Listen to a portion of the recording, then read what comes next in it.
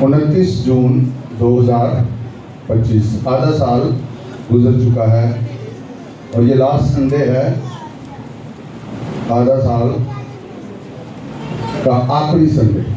6 month इस साल के ऑलमोस्ट गुजर चुके हैं। कल का दिन लास्ट डे होगा, 30 दिन सितंबर के, अप्रैल, जून, नवंबर। ठीक है, ये भी आपको लेसन चलो मिल गया आज। एनी हाउ, सो आधा साल हमारा कंप्लीट हो चुका है। और जब हमने आगाज़ किया था इस साल का, तो उस वक्त से लेके आज आप कहाँ पर पहुँचे हैं, अपना जायज़ा लेना ज़रूरी है, ताकि जो कमिंग 6 मंथ्स हैं उसमें आप अपने आप को उस तरह पेश कर सकें जिस तरह खुदा ने इस साल के शुरू में आपसे बात की है, हम सब से बात की है। आमीन। तो आज मैं समझता हूँ फिर से एक मौका है कि हम अपना एनालिसिस करें, हम अपना जायज़ा लें। आमीन। आप अपने आप से सवालात करें कि आप इन 6 महीनों में आगे गए हैं रूहानी तौर पर या कि पीछे गए हैं। आप इन 6 महीनों में क्या स्टक हो गए हैं, वहीं पर रुक गए हैं, जाके आपने ग्रो किया।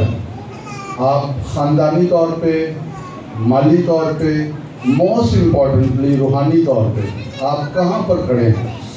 तो अपना एक मुखलस जायज़ा लेना बड़ा ज़रूरी है, क्योंकि जब हम अपनी लाइफ पर गौर करते रहते हैं तो फिर हम आगे बढ़ना शुरू कर देते हैं।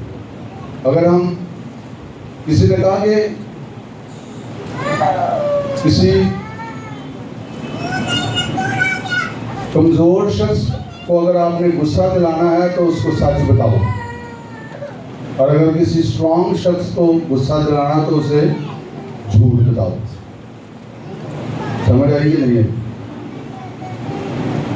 जो रूहानी तौर पे कमज़ोर होगा, असाबी तौर पे कमज़ोर होगा, वो सच बर्दाश्त नहीं करेगा, और जो रूहानी तौर पे मजबूत होगा, असाबी तौर पे मजबूत होगा, वो झूठ बर्दाश्त नहीं करेगा।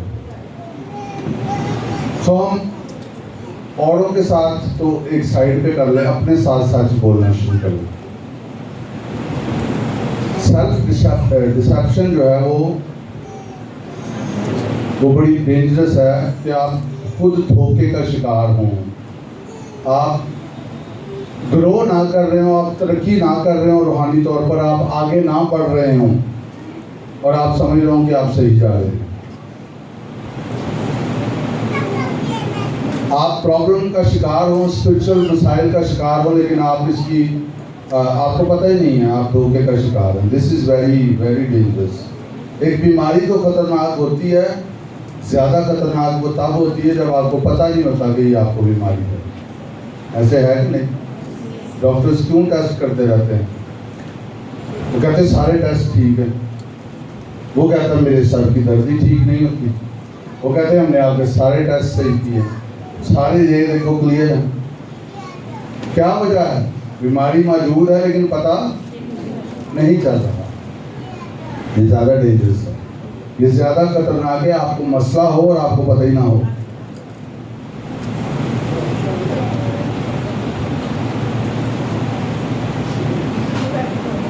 रूहानी आंखें बंद ना हो, दिल सख्त ना हुआ हो, दिस इज डेंजरस। और मैं ये दुआ करता हूँ आज के दिन हर तरह की डिसेप्शन का जोर यीशु के कादिर नाम में टूटे।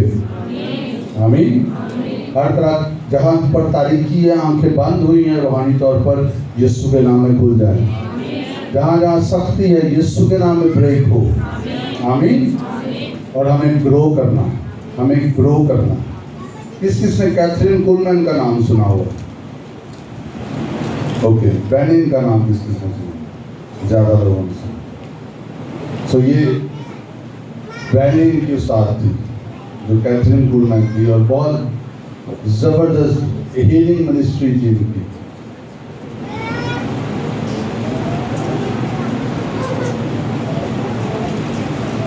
उन्हें खुदा ने एक बात दी जो मैं पहले भी कई दफ़ा बता चुका हूँ देखिए, खुदावन में आने के बाद तब्दीली जो है वो लाजम है। खुदावन में आने के बाद तब्दीली लाजम है, और तब्दीली आ नहीं सकती जब तक आप अपने आप को खुदा के सुपुर्द ना करें। और कितना सुपुर्द करना है? मुकम्मल तौर पर। कितना सुपुर्द करना है? याद रखें, तब्दीली नहीं आ सकती चाहे कोई भी जमात आ जाए, ठीक है। तब्दीली तब आएगी जब खुदा आपकी जिंदगी में हुक्मरानी करेगा। Hallelujah, hallelujah. आपकी जिंदगी में ट्रांसफॉर्मेशन का काम, जिसके लिए यीशु ने बड़ी कीमत अदा की है, तब होगा तौबा करने के बाद, जब आपने अपने आप को कंप्लीटली खुदा के हवाले कर दिया। हर रोज जब आप उठें तो आप ये कहें, खुदावंद मैं अपने आप को तेरे सुपुर्द करता हूँ। ये एक वक्त की सिर्फ दुआ नहीं है, अगर ये डिसीजन है, लेकिन हर रोज आपको अपने आप को, अपनी मर्जी को खुदा के ताबे करना होता है। हर रोज आपको अपने आप को खुदा के हवाला करना होता है कि खुदावंद मैं तेरा हूँ, ये जिंदगी मेरी नहीं है। ये मुसलसल ये करते रहने से हम जलाल से जलाल में दाखिल होते हैं। हम तब्दीली के अवामल में से गुजरते हुए आगे बढ़ते जाते हैं। हम मसीह की मानिंद बनना शुरू हो जाते हैं। No surrender, no transformation. अगर सुपुर्दगी नहीं है, तो कोई तब्दीली नहीं। ईमानदारों की जिंदगियां साल हा साल ना तब्दील होने की वजह यह है कि वो पूरे तौर से अपने आप को खुदा के सुपुर्द नहीं करते। खुदा आपके घर के कमरे में नहीं रहना चाहता। खुदा चाहता है वो सारा घर उसके हवाले हो और आप उस घर में रहें जो खुदा का है। आमीन, हालेलुया। तो इस साल के जब हम मिड में पहुंच चुके हैं, तो अपने आप को फिर से ट्रांसफॉर्मेशन के लिए, सुपुर्दगी के लिए, हवालगी के लिए पेश कीजिए, उसके हाथों में दे दीजिए। खुदावंद मैं अपने आप को तेरे हवाले करता हूँ, मैं अपने आप को तेरे ताबे करता हूँ, मैं अपने आप को तेरे हाथों में दे देता हूँ। कुम्हार के हाथों में जब तक बर्तन नहीं जाएगा वो नहीं बनेगा, ऐसे है ना। तो इसके लिए सिंपली हमें रूल को उस पर डिपेंड करना है, पाक रूप पे भरोसा रखना है और उसको कहना है कि, और याद रखें जब आप अपने आप को ध्यान से सुनने, खुदा के हवाले करेंगे तो वो आपको क्रूसिफिक्शन में लेके जाएगा। बहुत सारी हार्ड चीजें आपकी जिंदगी से काटी जाएंगी।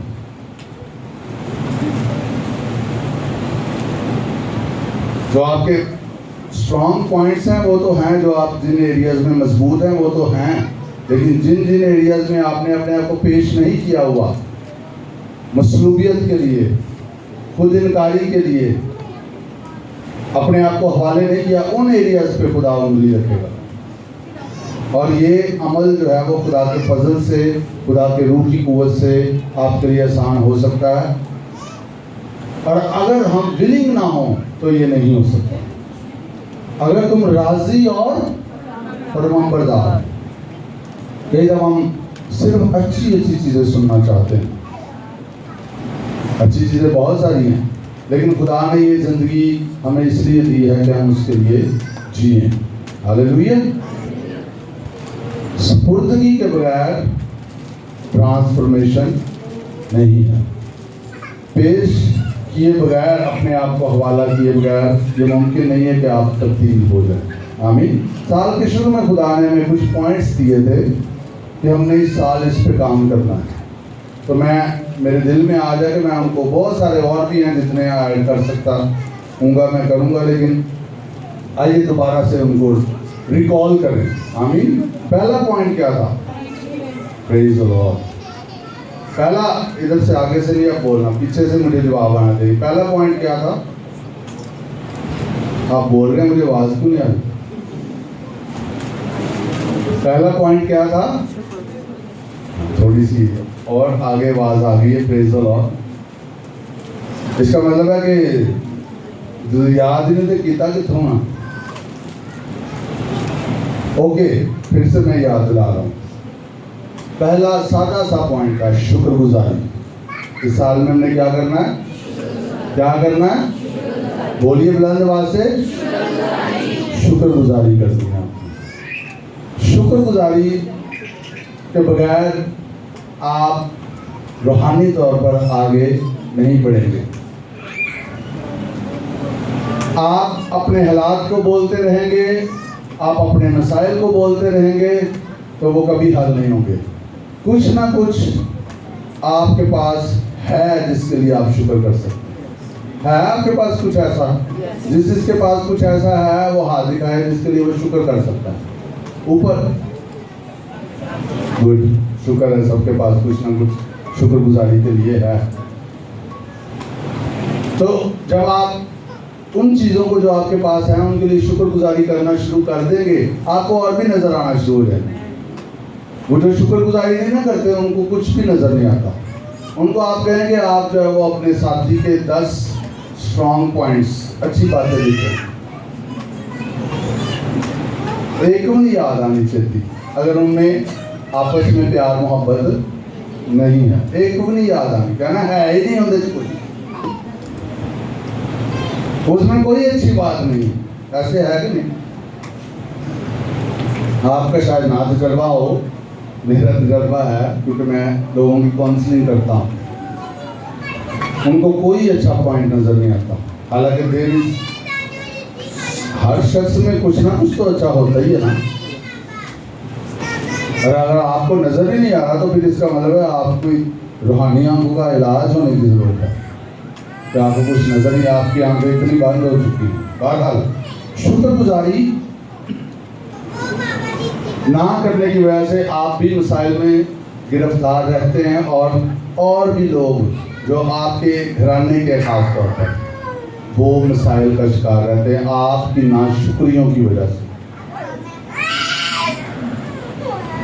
और अगर खास तौर पर आप घर में सरबराही की जगह पर हैं, वालिद हैं या वालदा हैं, तो फिर अगर आप नाशुक्रे हैं, शिकायतें करने वाले हैं, बुड़बुड़ाने वाले हैं, तो you are a big problem. आप अपने ख़ानदान में एक बड़ा मसला है, आपको शिफा की ज़रूरत है। आपकी ज़ुबान को शिफा की ज़रूरत है, आपकी सोच को शिफा की ज़रूरत है। आमीन आमीन। और इसका रूट, इसकी रूट क्या है? इधर ध्यान रखें प्लीज़, मैं रिमाइंडर्स दे रहा हूँ सारे आपको। इसकी रूट क्या है? आपकी सोच। क्या आप सोचते नहीं हैं कुछ बेहतर? रूट क्या है? सोच। सोच नहीं बदलेगी तो कुछ नहीं बदलेगा, याद रखिए। वो व्हाट्सएप पे जो लिखते हैं ना, वो एक लाइन सालों से मेरी ये लाइन लिखी हुई है, तस्वीर भी एक ही है, लाइन भी एक ही है। वो क्या है? Change your mind, change your life. Change your mind. आपकी सोच बदलेगी तो आपकी जिंदगी बदलेगी। आपकी सोच बदलेगी तो आपकी, एक दूसरे को जरा कह दे, आपकी सोच बदलेगी तो आपकी जिंदगी बदलेगी। आमीन कहें फिर से जरा, आमीन हालेलुया। सोच नहीं बदलेगी तो कुछ नहीं बदलेगा। और यही कई लोगों को समझ नहीं आएगी अगर वो सोचेंगे नहीं कि वो क्या सोचते हैं। डीएल मूडी जो बिली ग्राहम के उस्तादों में से थे, वो कहते हैं अगर कोई 5 मिनट सोच सकता है खुदा के बारे में, और मैं अगर उसको 5 मिनट इस पॉइंट पे ले आऊं कि वो खुदा के बारे में सोचे, तो उसकी जिंदगी बदल सकती है। Just 5 minutes, 5 minute. तो मैं आपको ये असाइनमेंट दूंगा कि आपने रोज जो है वो 5 मिनट खुदा के बारे में सोचना शुरू करें, उसकी भलाइयों के बारे में सोचना शुरू करें। बैठ के दुआ नहीं करनी उस वक्त, आपने क्या करना है? सिर्फ बोलिए, क्या करना है? सोचना है। लिखा है बाइबल में, इसहाक शाम को मैदान में सोचने के लिए गया। पढ़ा आपने? पैदाइश की किताब में लिखा है, इसहाक शाम के वक्त मैदान में सोचने के लिए गया। ये काम है जो बहुत सारे लोग नहीं करते, और हालांकि ये काम हम हर वक्त करते रहते हैं, लेकिन इसकी डायरेक्शन दुरुस्त नहीं करते बहुत सारे लोग। कई लोग ओवर थिंकिंग करते हैं। ओवर थिंकिंग समझते हैं?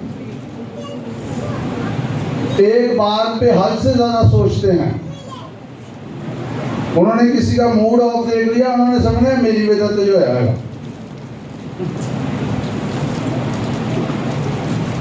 मेरे साथ इसका खराब है, पर सिर दर्द हो रहा है।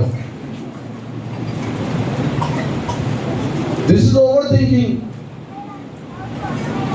छोटी छोटी बातों पर परेशान हो जाना, छोटी छोटी बातों पे नाराज हो जाना, दिस इज ओवर थिंकिंग।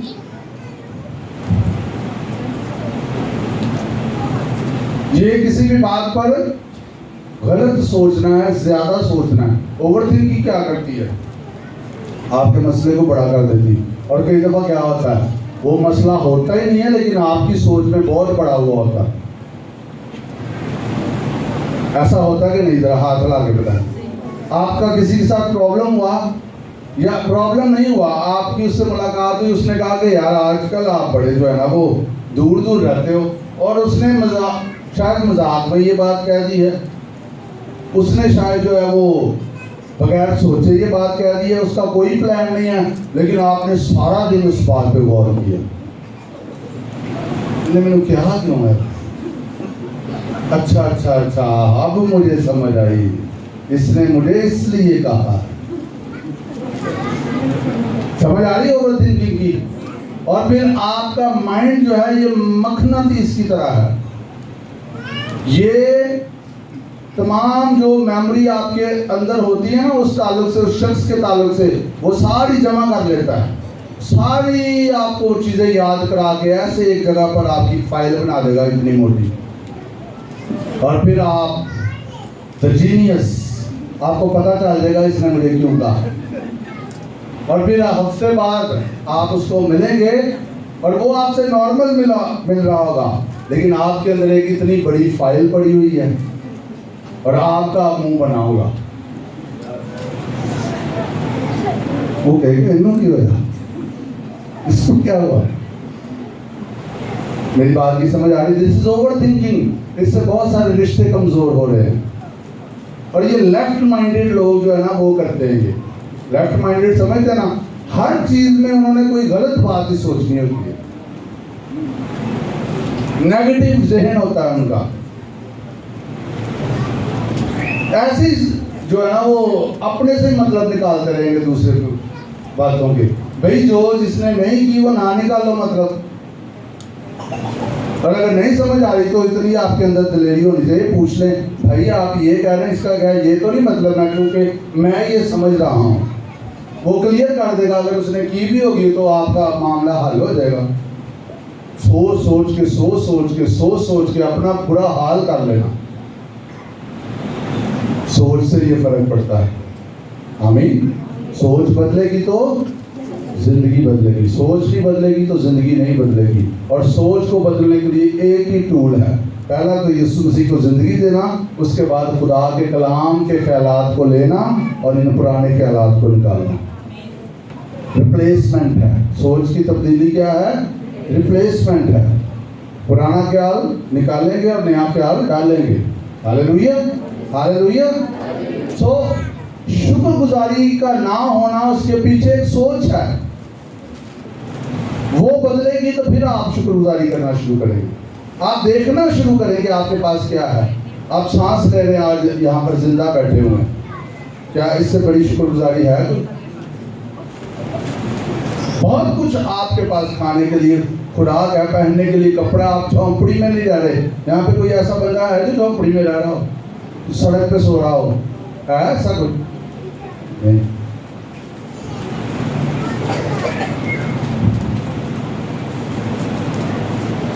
मैंने पहले भी आपको बताया, एक शख्स जो है वो जिंदगी से तंग आके जो है वो खुदकुशी करने के लिए जा रहा था।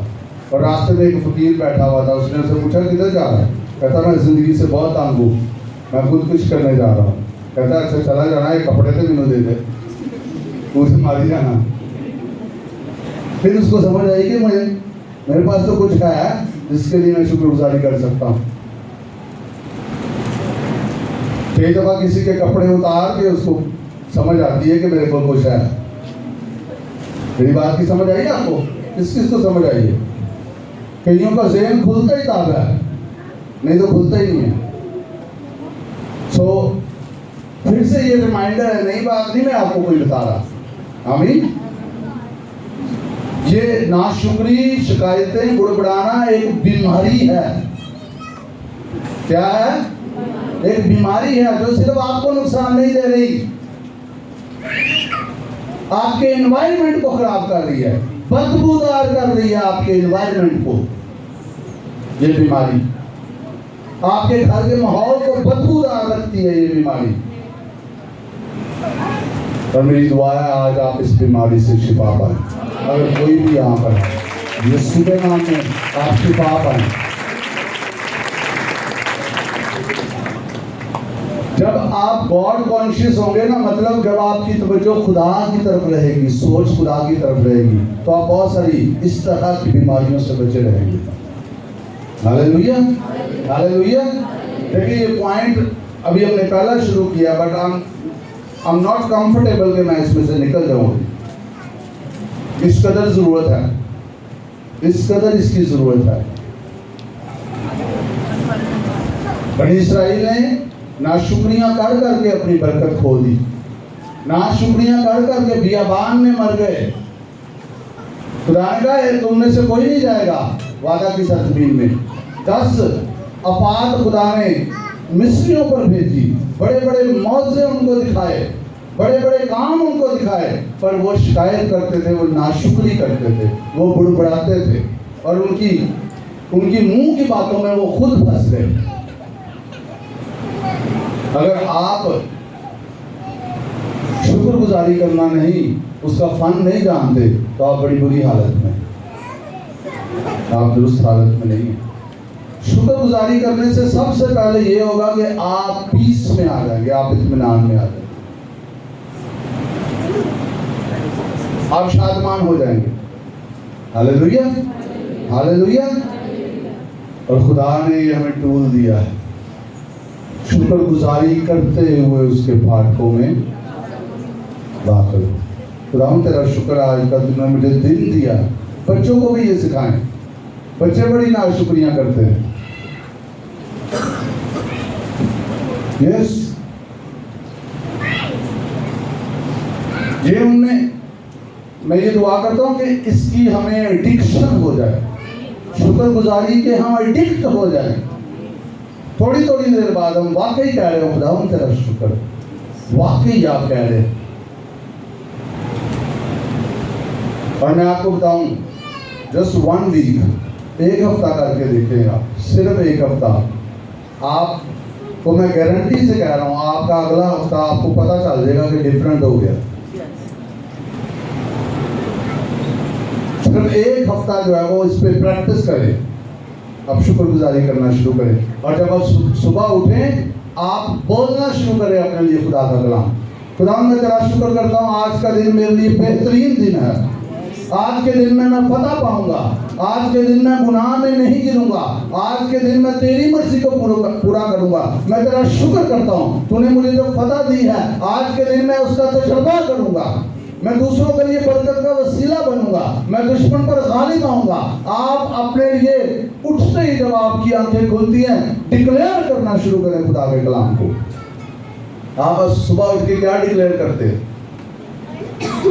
क्या बोलते हैं सुबह उठ के? आपका सुबह उठ के बोलना, खुदा के कलाम को बोलना, डिक्लेयर करना, शुक्रगुजारी के साथ, ईमान के साथ, आपका सारा दिन खूबसूरत बना देगा। आमीन, हालेलुया। क्या खुदा के कलाम से कुछ होता है? बोलने से कुछ होता है कि नहीं होता? यस, ऑफ कोर्स, बोलेंगे तो काम होगा। सो इस भेद को आज जब खुदा रिमाइंडर दे रहा है हमें, तो आज से फिर थाम ले। मैं कहिए, मैं नाशुक्री नहीं करूँगा, मैं बुड़बुड़ाऊँगा नहीं, मैं शिकायत नहीं करूँगा। इसका मतलब ये नहीं आप करेक्शन नहीं करेंगे। आपको अंदर से पता होगा कि ये आप शिकायत के लिहाज वजह से कर रहे हैं या कि आप करेक्शन के लिए कर रहे हैं। आपको खुद पता होता है। आप कई दफ़ा किसी की करेक्शन कर रहे होंगे लेकिन उसके पीछे आपका मोटिव जो है वो फर्क है। कई दफ़ा आप उकता के कर रहे होते हैं, लेकिन हर तरह की तलख मिजाजी, तलखी से कुछ कर रहे होते हैं, तलख होके कर रहे होते हैं। क्या लिखा? हर तरह की तलख मिजाजी तुमसे दूर की जाए। बेहुदा कोई, कई लोग ख्याल नहीं रखते, जब उनको गुस्सा आता है तो उनको उनके लफ्जों पे उनका कंट्रोल नहीं होता। गुस्सा सबको आता है, ठीक है, गुस्सा तो करो मगर गुनाह ना करो।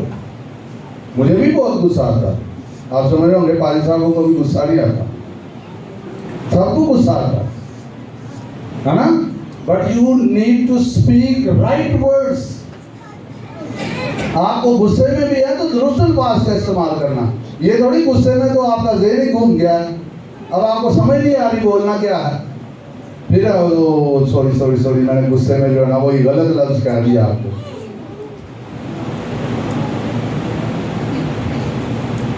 कई गालियां देने में आ जाते हैं, ईमानदार गालियां देते हैं, और कई नहीं ईमानदार होंगे ना, कहते दूसरे नहीं देनी, मैं अपने आप में ही थी, वो अपने आप को गालियां देते। ऐसे भी ईमानदार हैं, और मैं ईमान रखता हूँ यहाँ पे कोई ऐसा ईमानदार नहीं है। मैं आंखें बंद कर देता हूँ, आप हाथ ना खड़ा करना है, यहाँ पे कोई नहीं है, कोई भी नहीं है, किसी ने हाथ नहीं खड़ा कर देना। अब्यूज करना शुरू कर देते हैं अपने आप को। मैं वो लफ्ज इस्तेमाल नहीं कर सकता। हालेलुया। शुक्रगुजारी की एडिक्शन आप सबको हो जाए, मेरी दुआ है, आमीन। दूसरा पॉइंट कौन सा था? Praise the lord, worship. हमद करते हुए उसकी, कैसे? चेहरे उतरे हुए ने, बैठे थे, मीटिंग प्रोसाइडर कर रहे हैं, तालियां बजाएं, नहीं जी मैं तो अपनी जगह तो कभी नहीं टलना। चले हम खड़ा होने के लिए इसलिए नहीं ज़्यादा कहते क्योंकि गर्मी हो जाती है, सर्दियों में हम आपको ज़्यादा खड़ा किया करेंगे।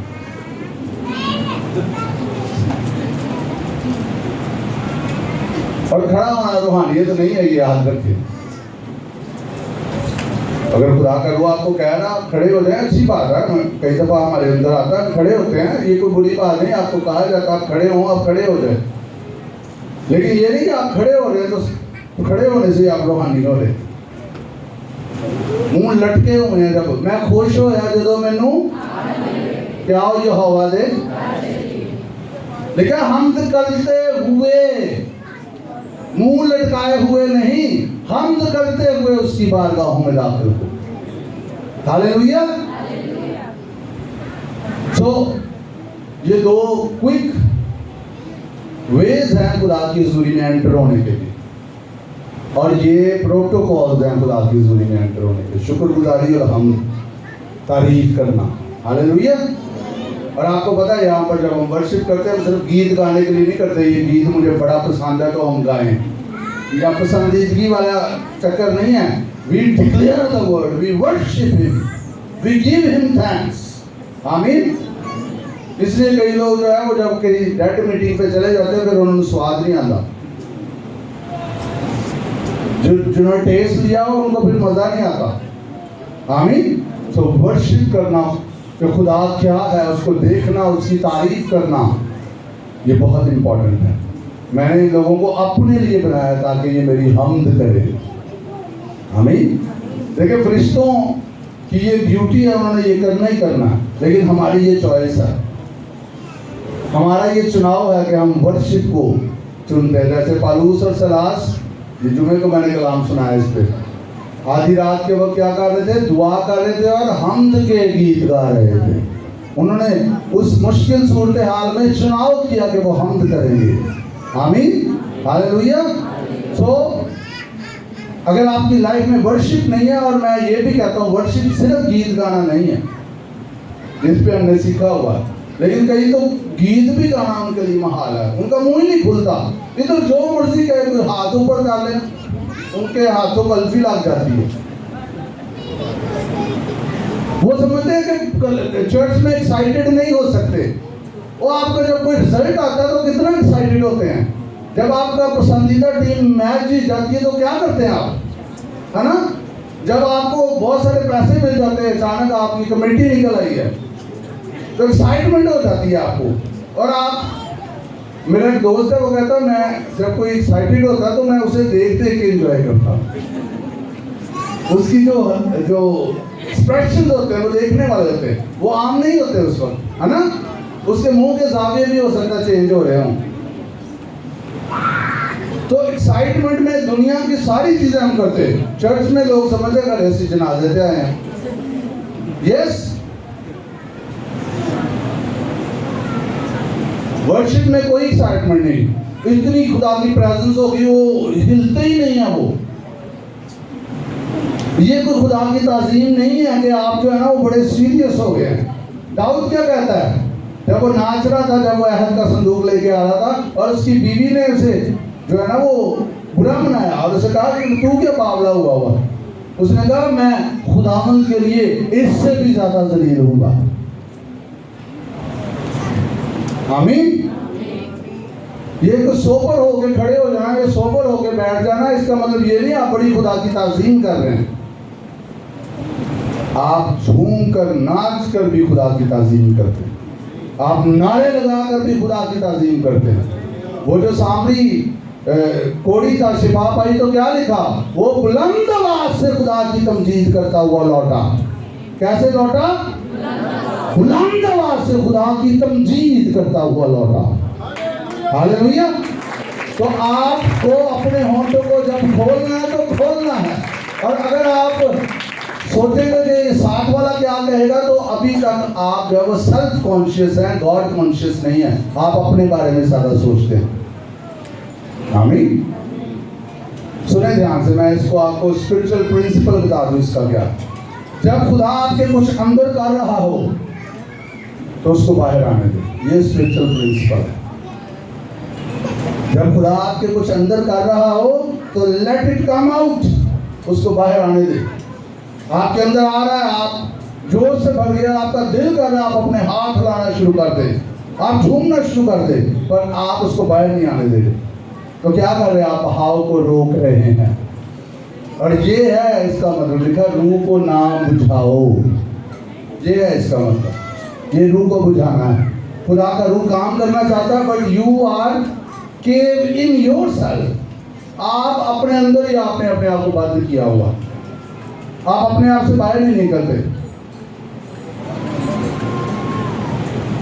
चर्च में लोग ऐसे करते, शादियों में वो पहचानने नहीं जाते। यकीन करें, मैं एक शादी में गया, हमारी रिश्तेदार थी और उसने इतना मेकअप किया हुआ था, बुरी बात नहीं, मैं नहीं कहता ना करो, मैं फिर तू हुई है। यकीन करें, मैं झूठ नहीं बोल रहा, मैंने पहचाना नहीं उसको। शादियों में आप हैरान हो जाते हैं, वो लोग जो चर्च में हिलते नहीं, ऐसे लगता है जैसे इन जैसा कोई मुहज्जब है ही नहीं कोई। और शादियों में लगता है कि इन जैसा ऐसा हो तो सामने आए।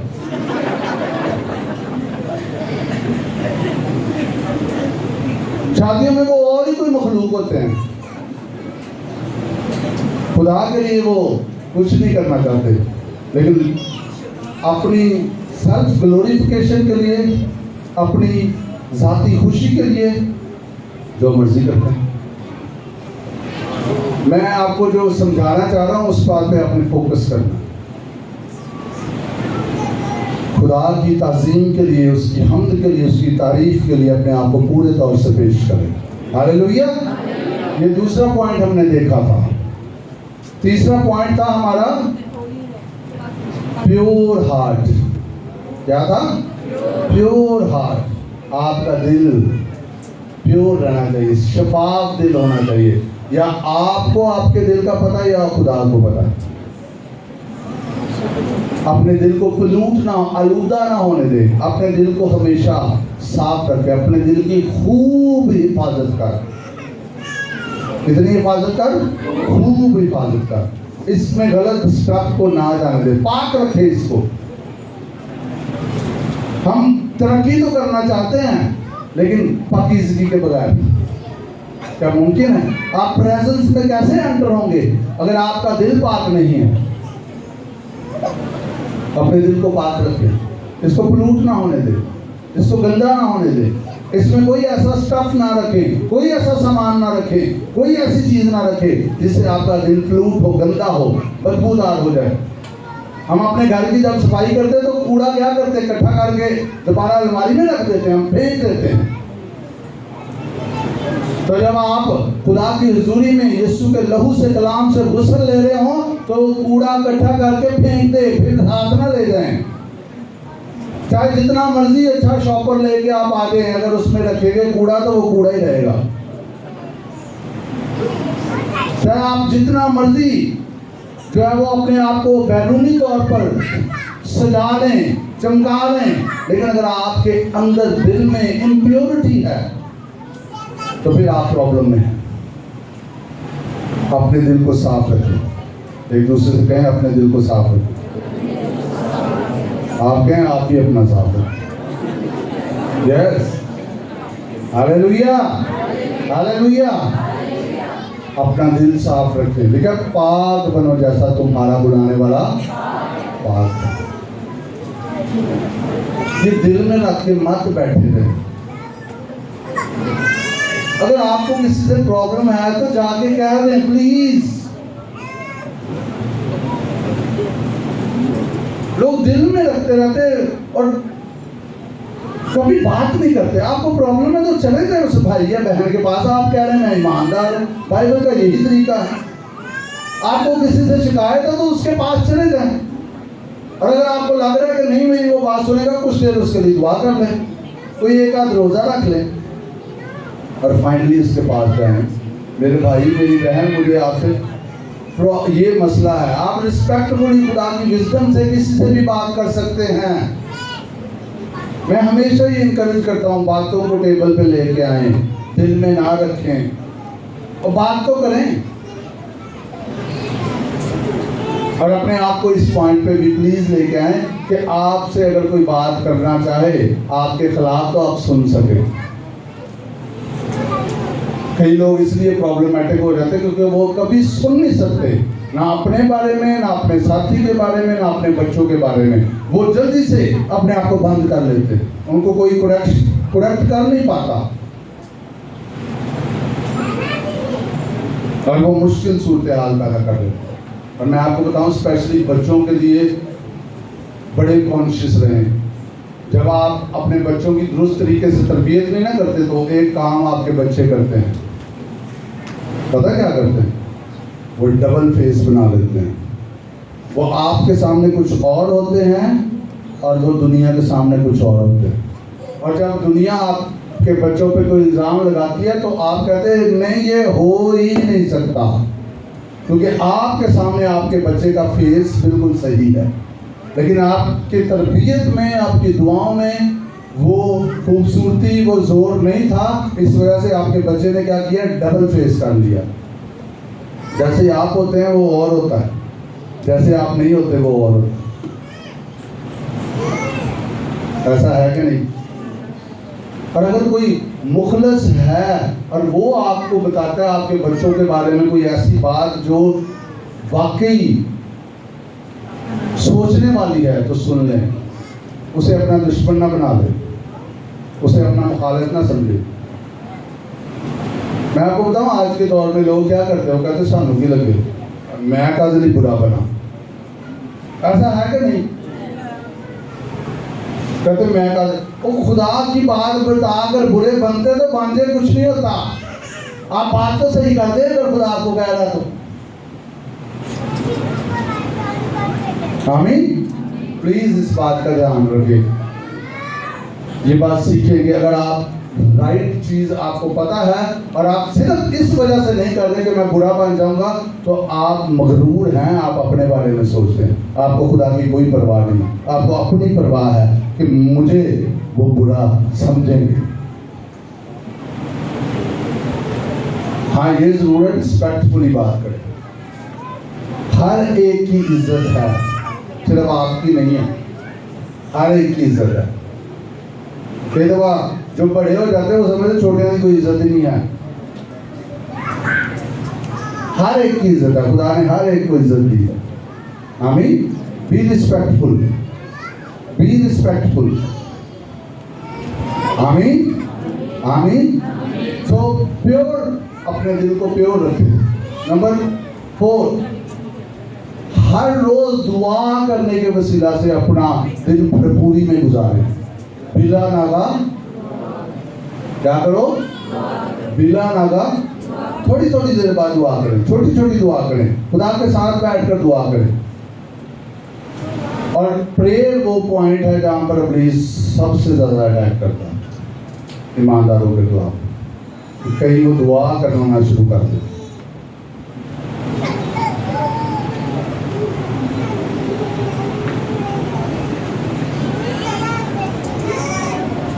दुआ जो है वो ईमानदार की सांस है।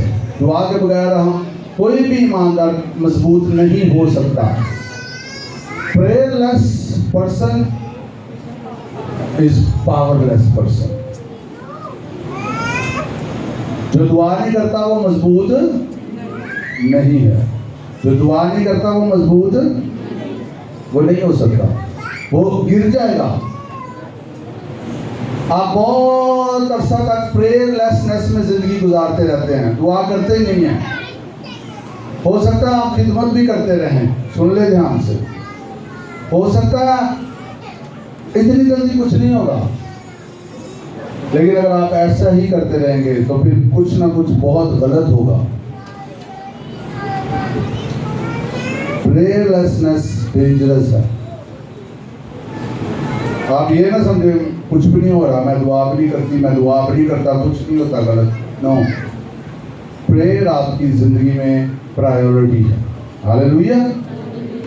Number 5, feed yourself with the word of God. खुदा के कलाम की खुराक खाएं। कौन सी खुराक खाएं? खुदा के कलाम को खाएं, सिर्फ पढ़े नहीं बल्कि खाएं। सोचें इस पे बैठ के, और हर वो खुराक बंद करें जो जंक है। हर वो चीज जो आपके अंदर जा रही है जो ठीक नहीं है उसको बंद करें। लेकिन जो आप खाएंगे उसका असर तो होगा कि नहीं होगा? जो आपके अंदर जाएगा उसका असर तो होगा। इसलिए आपके अंदर खुदा का कलाम जाना चाहिए। वर्ड ऑफ गॉड से हर रोज शेयर करें अपने आप को। यीशु मसीह ने कहा आपकी सिर्फ रोटी से नहीं बल्कि हर उस बात से जो खुदा के मुंह से निकलती है उससे जीता रहेगा। हालेलुया। नंबर 6, फास्टिंग, रोजा। रोजे की एक्सरसाइज बड़ी जरूरी है। हफ्ते में 1 रोजा जरूर रखें, फिर उसको बढ़ाएं, फिर 2 रखें, फिर कभी कभी खुदा आपकी रहनुमाई कर सकता है, आप 3 दिन रोजा रखें, हफ्ता रोजा रखें, और सो ऑन। जैसे जैसे खुदा की आप आवाज़ सुनेंगे खुदा आपकी रहनुमाई करता जाएगा। जिस खित्ते में हम रह रहे हैं रूहानी तौर पर रोजे रखे बगैर जो आगे बढ़ना बड़ा मुश्किल है। मैं आपको रूहानी बातें बता रहा हूँ, और बहुत सारे लोगों को ये प्रॉब्लम है, वो रोज़ा नहीं रखते और रख ही नहीं सकते वो, और मैंने इस पे आपको बताया सिखाया हुआ। फिर नंबर 7, ओबीडियंस। ओबीडियंस, बात मानना, ये सबसे इंपॉर्टेंट है। बात मानने वाले लोग, खुदा की बात मानने वाले लोग ज्यादा दुआ करने वाले लोगों से ज्यादा रूहानी होते हैं जो बात मानते। कई दुआ बहुत करते हैं, वो गल नहीं मानते, दुआ ही करते रहते, नाफरमान होते हैं। नाफरमान लोगों को खुदा बरकत नहीं देता, गुनाह को खुदा बरकत नहीं देता। ओबीडियंस इंपॉर्टेंट है। एक बाप ने अपने एक बेटे से कहा कि ये काम कर दे, उसने कहा नहीं मैं नहीं करूंगा, लेकिन बाद में पछताया और जाके कर दिया। और एक को कहा ये कर दे, उसने कहा अच्छा मैं करूंगा, लेकिन नहीं किया। ओबीडियंस इंपॉर्टेंट है। हालेलुया। तो ये पॉइंट्स हमने देखे थे, और कुछ मैं और पॉइंट्स आपको बताना चाहूँगा। नंबर 8 लिख ले। नंबर 8, अगर से ये पहला पॉइंट है, मैं पहले भी बता दूंगा, आपकी जिंदगी में खुदा पहले दर्जे पे हो। पहले दर्जे पे कौन होना चाहिए? खुदा। इस साल के मिड में मैं आपको ये रिमाइंडर दे रहा हूँ, आपकी जिंदगी में पहले नंबर पे कौन होना चाहिए? खुदा। ये 8वां पॉइंट है। 9वां पॉइंट, आपने ये फैसला करना मैंने मोहब्बत में चलना है। मैंने मोहब्बत में चलना, क्योंकि लिखा है फेथ वर्क्स बाय लव। ईमान मोहब्बत के जरिए काम करता है। आमीन। पौलुस क्या कहता है कि मैं चाहता हूं कि तुम रूहानी नेमतों से नावाकिफ ना रहो, लेकिन मैं इससे भी उम्दा तरीका तुम्हें बताता हूं। वो क्या है? मोहब्बत। वो क्या है? मोहब्बत। Walk in love. अपने पड़ोसी से अपनी मानव मोहब्बत रखना, खुदा से मोहब्बत रखना। आमीन। Number 10, this is very important, ईमान में चलना। वो क्या है? और ईमान में आप कैसे चल सकते हैं? Romans 10:17, faith comes by hearing and hearing by the word of God. ईमान सुनने से पैदा होता है, सुनना मसीह के। अगर आप में ईमान की कमी है तो वो बेसिकली ईमान की कमी नहीं है, वो कलाम की कमी है। आप कलाम को सुनना शुरू करें। कैसे सुने? ध्यान से सुने। डायरेक्ट प्रिंस का नाम किसने सुना हुआ? बड़े ज़बरदस्त एक टीचर हैं, वो गुजरे, आप खुदा उनके पास गए, वो उन्होंने डिफरेंटली इस बात को किया। वो कहते हैं ईमान सुनने से पैदा होता है, सुनना मसीह के कलाम से। इसका मतलब बड़ा डीप बयान किया उन्होंने कहा कलाम को लें और उस पर गौर करना शुरू करें, उसको अपने दिल में बिठाएं, एंड देन अपने अंदर से सुनना शुरू करें। Faith will come. आपके अंदर से जो कलाम रूह कुद्दूस के वसीला से आएगा ना, मेडिटेशन के जरिए से, उससे ईमान पैदा होगा आपके अंदर। एक डिफरेंट वे और डीप वे है। आमीन। कईयों को समझ नहीं आई मेरा ख्याल, सादा करता हूं इसको।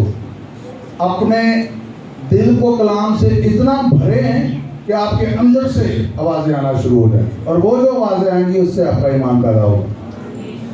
ईमान सुनने से, और सुनना मसीह के कलाम से। हालेलुया। फिर नंबर 11, अपने अंदर से शोर को खत्म करें। स्टिलनेस। ये जो बहुत शोर आपके अंदर हर वक्त बरपा रहता है ना, वो भी आपको खुदा की आवाज नहीं सुनने देता। वरीज है, काम है, मसरूफियत है, ये शोर जो है वो इसको खत्म करे अपने अंदर से। जो लिखा हुआ ना बी स्टिल, उसका मतलब ये है बी स्टिल, खामोश हो जाओ और जान लो कि मैं ही खुदा हूं। वो ये है कि अपने अंदर से शोर खत्म करें ताकि आप खुदा की आवाज को क्लियरली सुन सकें। आप दुआ में बैठते हैं, आपका घंटा पूरा लग जाता है, आपका ज़हन ही नहीं फोकस कर पाता। कभी आपका ज़हन इधर चला जाता है, कभी इधर चला जाता है, कभी इधर चला जाता है, और आप घंटे बाद आमीन करते हैं और आप कहते हैं मैंने घंटा दुआ की है। आपने कोई नहीं की, आपने कोई नहीं की घंटा दुआ।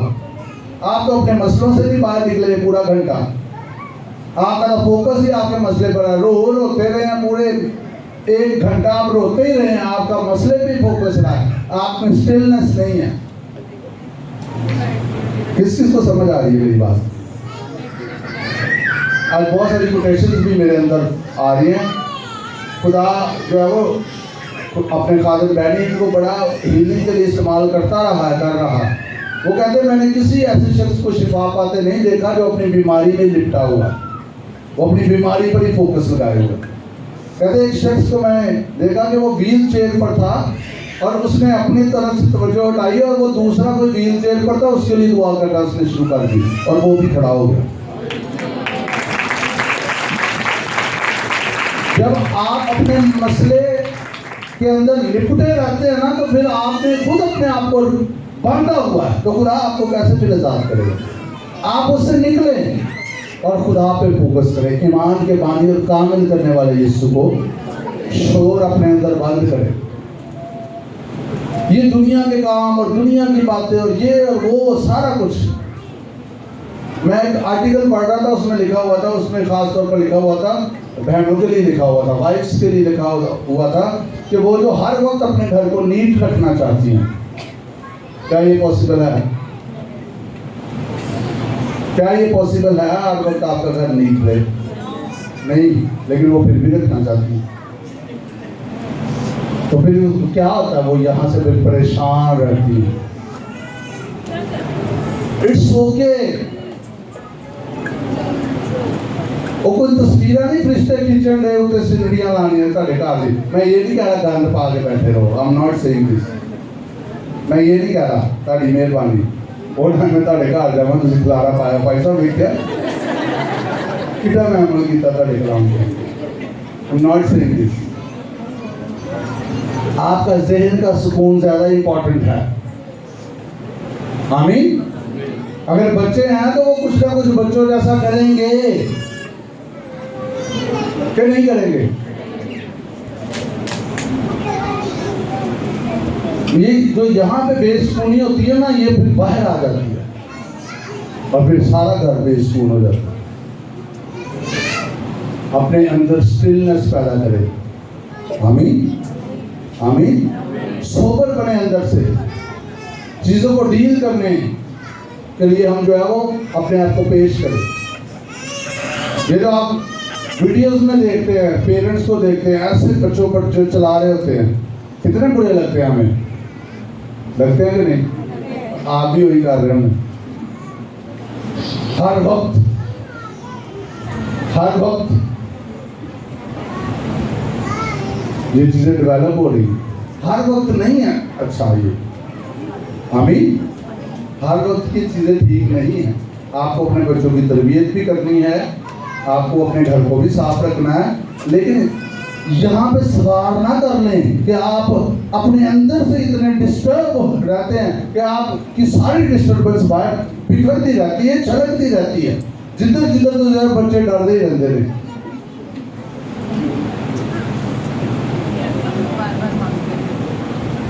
अपने अंदर का शोर खत्म करें। एक दूसरे से कहें अपने अंदर का शोर खत्म करें।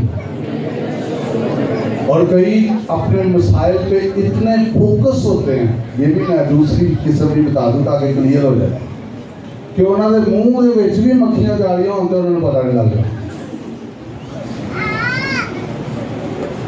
ऐसा शख्स कभी आपने देखा? कोई नहीं देखा? हाथ खड़ा नहीं करन दे कितने घर वाले नहीं कोई कह ने हाथ खड़ा किया मैंने क्या। चले मैं आपको बता देता हूँ, अगर आपने अपने घर में नहीं देखा, किसी मांगने वाले को कहीं पर बैठे थे, तो सारे प्रोफेशनल नहीं होते, सारे प्रोफेशनल नहीं होते। कई वाकई घर से धुतकारे हुए लोग होते, कईयों को निकाल दिया हुआ, कई बच्चों ने अपने माँ बाप को निकाल दिया हुआ।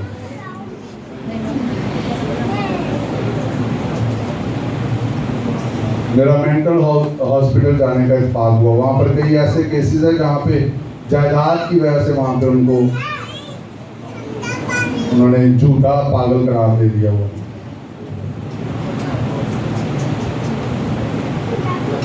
ऐसे केसेस हैं। पिछले दिनों में एक बहुत वाकया गर्दिश किया। 2 बहन भाइयों को उनके फैमिली ने एक कमरे में बंद कर दिया था। पता नहीं कितनी देर वो बहन की डेथ ही हो गई थी, भाई बच गया था जायदाद की वजह से।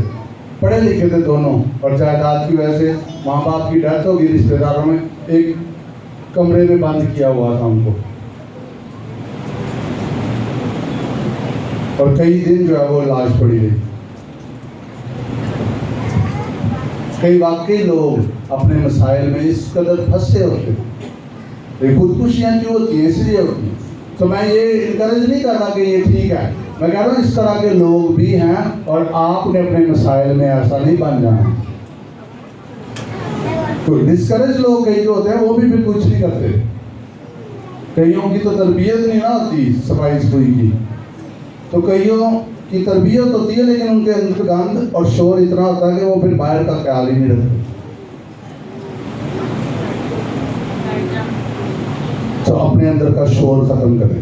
फिर से कहें एक दूसरे को, अपने अंदर का शोर खत्म करें। दिस इज वेरी इंपॉर्टेंट, ये बड़ा अहम नुकता है।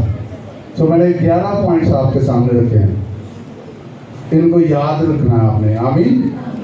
क्या क्या रिपीट करेंगे? शुक्रगुजारी, वर्शिप, प्योर हार्ट, प्रेयर, खुदा के कलाम से फीड करना, फास्टिंग, ओबीडियंस, ओके, खुदा को पहला दर्जा देना, मोहब्बत में चलना, ईमान में चलना, अपने अंदर का शोर खत्म करना। वाह, वेरी गुड। तो याद भी रखना। अब ये किससे पूछूंगा? हाँ, 31 दिसंबर। तो ये ना उस दिन भी भूले, कहीं मैं नहीं भूलूंगा। आइए अपनी आंखों को बंद कर कुछ देर इनको अपने अंदर जरा चलाएं इन पॉइंट्स को।